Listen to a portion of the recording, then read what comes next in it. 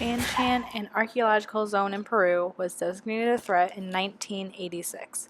This is because there are over 500 years of rainwater turning the mud brick city back into mud.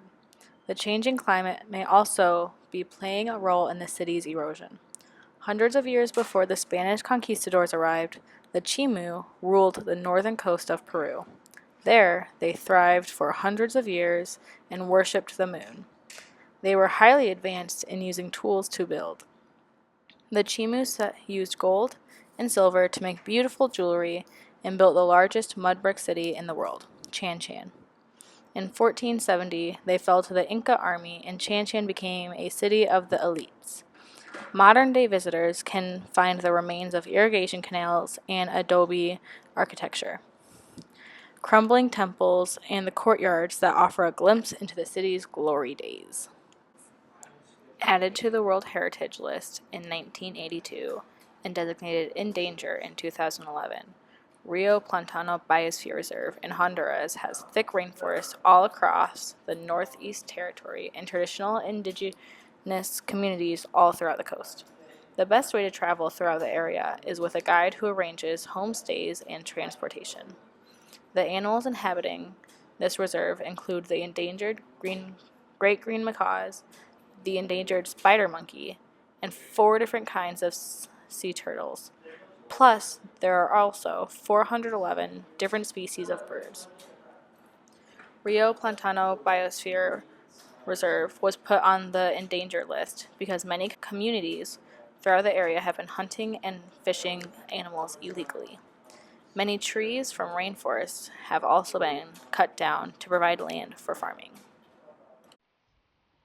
Portobelo, San Lorenzo, Panama is home to the castle of Santiago de la Gloria, San Jeronimo Battery Fort, the ruins of Furnace, and many more structures, also known as the fortifications of the Caribbean side of Panama. Designed in 1586 by Bautista Antonelli to protect the Bay of Portobello, the mouth of the Chagres River, the fortifications stood as a beacon to pirates of the time. On just the other side were the plundered treasures of the Spanish Empire. Today they continue to be a major attraction as one of the key pieces understanding European adaptations of building models. Throughout the 17th and 18th centuries, the forts were adapted to stay up to date with defensive technologies. In the 17th century, medieval designs prevailed until the following century of neoclassical design. Because the structures have no set boundaries and unchecked development threatened the area, they were added to UNESCO's list of threatened sites in 2012. The Bolivian Andes of Potosi, Bolivia, are lined with silver. Centuries before the arrival of Peruvian explorer Diego Hualba, indigenous people mined for ore in the hills. Following his visit, Potosi became a Spanish imperial city and the world's largest industrial complex of the 16th century.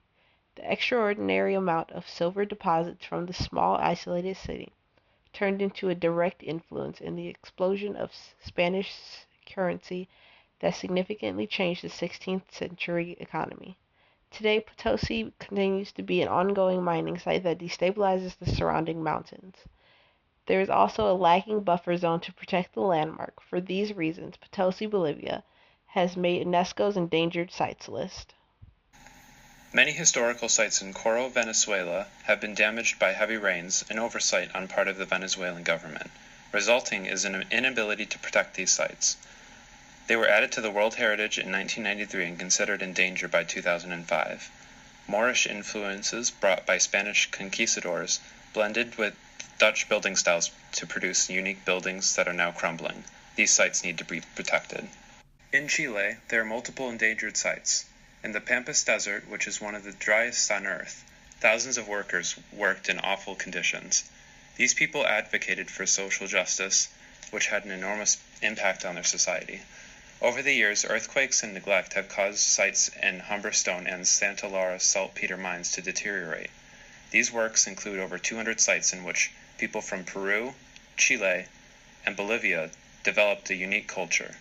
The abandonment of these sites caused a spark in 2005 in which these sites were added to the World Heritage. which allows these sites to have resources allocated for the conservation of these sites. The saltpeter found there is of historical significance due to the fact that it was used to make fertilizer and create bombs from 1880 to World War II. The Everglades National Park was designated a risk in 1979, then once more in 2010. It was added to the list because, due to its low elevation, sea levels are rising. This poses a huge threat to the area and have put many plants and animals unique to the area in danger. Some of these animals and plants include manatees, 39 different species of native orchids, as well as crocodiles and alligators.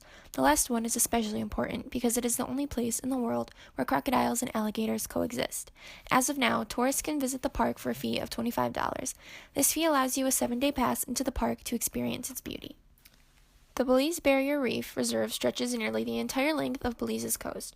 Located on the coast, it is the largest reef system in the Northern Hemisphere. The reef is so large you can see a chain of coral and sand from the International Space Station.